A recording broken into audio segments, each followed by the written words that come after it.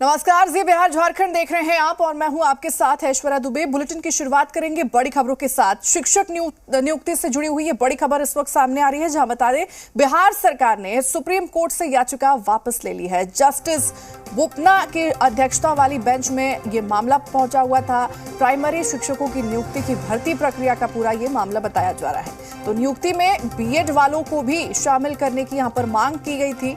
बता दें, क्लास 1 से लेकर 5 तक के शिक्षकों की नियुक्ति में बीएड अभ्यर्थियों को शामिल किए जाने को लेकर सरकार ने सुप्रीम कोर्ट में जो एसएलपी यहां पर दायर की थी, बीपीएससी ने सिर्फ डीएलएड पास उम्मीदवारों का यहां पर रिजल्ट जारी करने का फैसला लिया है। बिहार सरकार ने 25 सितंबर को सुप्रीम कोर्ट में एसएलपी यहां पर दायर की थी और इस मामले में जस्टिस एएस बोपन्ना और जस्टिस एमएम सुंदरेश की बेंच में ये सुनवाई हुई।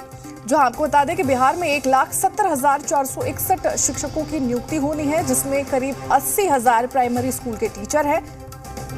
तो दरअसल बता दें कि बिहार में शिक्षक बहाली प्रक्रिया जारी है। बिहार लोक सेवा आयोग ने 1,70,461 पद के लिए यहाँ पर बहाली निकाली थी। क्लास 1 से 5 तक के लिए कुल 79,453 पद, क्लास 9 से लेकर 10 तक के लिए कुल 32,916 और क्लास 11 से लेकर 12वीं तक के लिए 57,602 पद की यहां पर बहाली निकाली थी।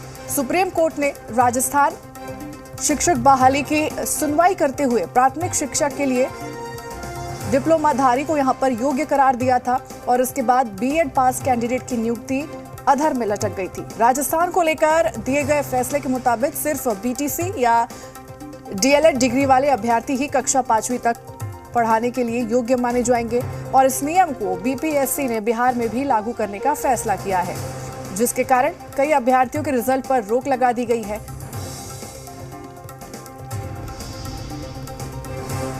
और ज्यादा जानकारी के साथ जी मीडिया संवाददाता अरविंद सिंह हमारे साथ जुड़े हुए हैं फोन लाइन पर। अरविंद का रुख करते हैं। अरविंद, क्या कुछ और जानकारी सामने निकल कर आ रही है?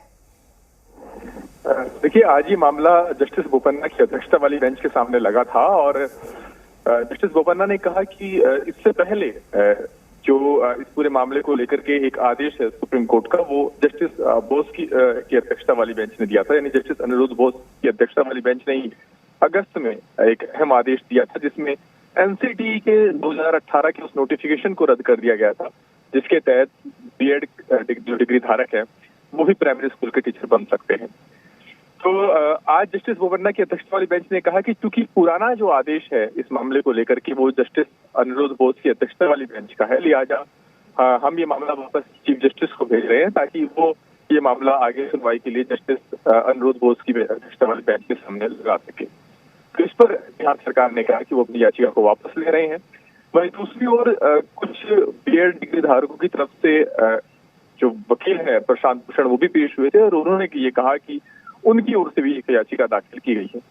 तो यहाँ पर पेच ये है दरअसल इस पूरी खबर में कि चूंकि जस्टिस अनिरुद्ध बोस की अध्यक्षता वाली ही बेंच ने अगस्त में तय किया था कि जो बीएड डिग्री धारक है वो इस तरीके से ट्रेंड नहीं होते कि उनको प्राइमरी स्कूल के टीचर के तौर पर वो पढ़ा सकें, और एनसीटीई के जो 2018 का जो नोटिफिकेशन था उसको रद्द कर दिया गया था।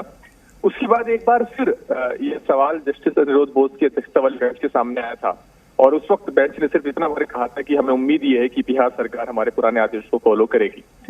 तो ऐसी बदली हुई स्थितियों में जबकि आज फिर ये मामला वापस जस्टिस बोस की अध्यक्षता वाली बेंच के सामने लगने की संभावना है आगे, तो बिहार सरकार ने स्टैंड लिया कि फिलहाल याचिका को वापस ले रहे हैं।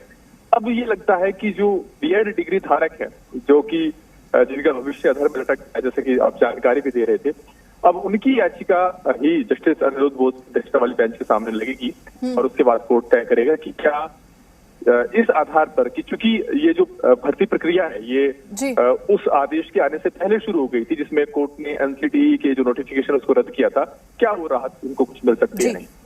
ठीक है अरविंद, ठीक है। तमाम जानकारी साझा करने के लिए और जुड़ने के लिए आपका बहुत बहुत धन्यवाद। महत्वपूर्ण जानकारी, ये बड़ी खबर इस वक्त की अपने दर्शकों तक पहुंचा रहे थे। शिक्षक भर्ती मामले से जुड़ी हुई पूरी जानकारी सामने आ रही है।